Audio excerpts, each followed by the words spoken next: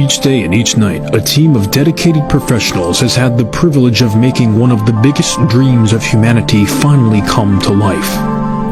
45 countries, 950,000 aircraft, 450,000 pilots and ancillary positions, 100,000 engineers and scientists, and over 15.3 billion cubic feet of chemicals per day.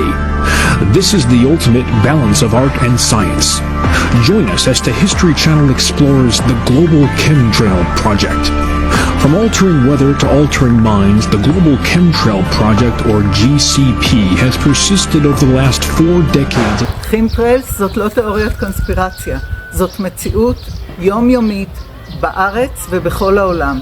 אני איילת, אני ביולוגית, יש לי תואר שני באקולוגיה ואיכות סביבה, עם התמחות בחומרים טבעיים בתחום של הדברה טבעית והדברה ביולוגית. לימדתי גם כימיה, הכנתי תלמידים לבגרויות במשך הרבה שנים. אני יודעת על מה אני מדברת. בסרטון הזה שצולם בבאר שבע ניתן לראות בבירור מה קורה שעתיים לאחר הריסוס. השמיים מעוננים.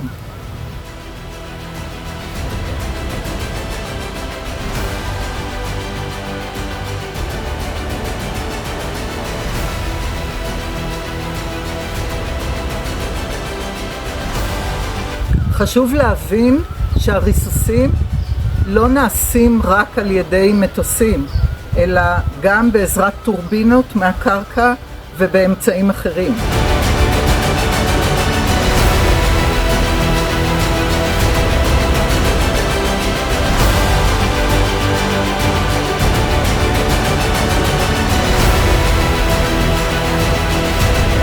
Corporations are modifying our weather all the time, and they're modifying it in ways that cover thousands and thousands of square miles.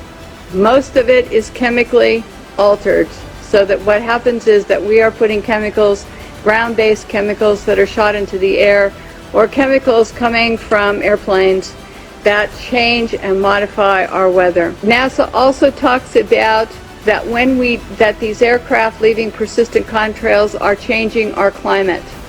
And when they change our climate to the degree that one jet can leave a persistent jet contrail which will spread across our skies from what this picture up here on my left on the screen looks like, which is a trail left by a jet, that trail can expand to 4,000 kilometers and last for 20 hours.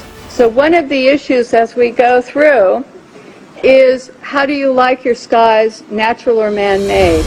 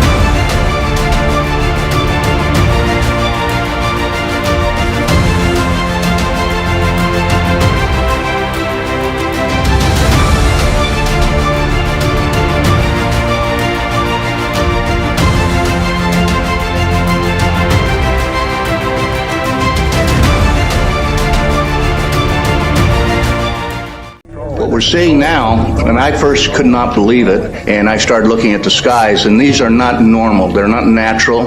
There's something going on. I don't know who it is or why they're doing it. All I can testify is it's not natural and it's not normal.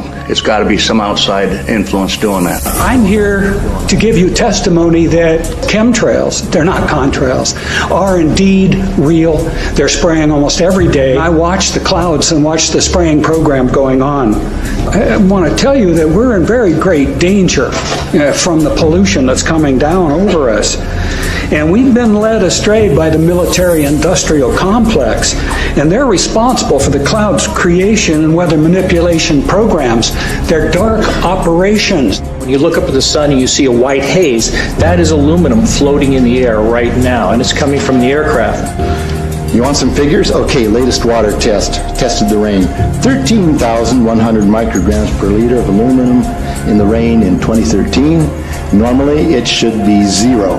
When I grow up, I want to be either an artist or a teacher. I want to grow up in a world where there's lots of nature. I love nature. How can I look my children in the eyes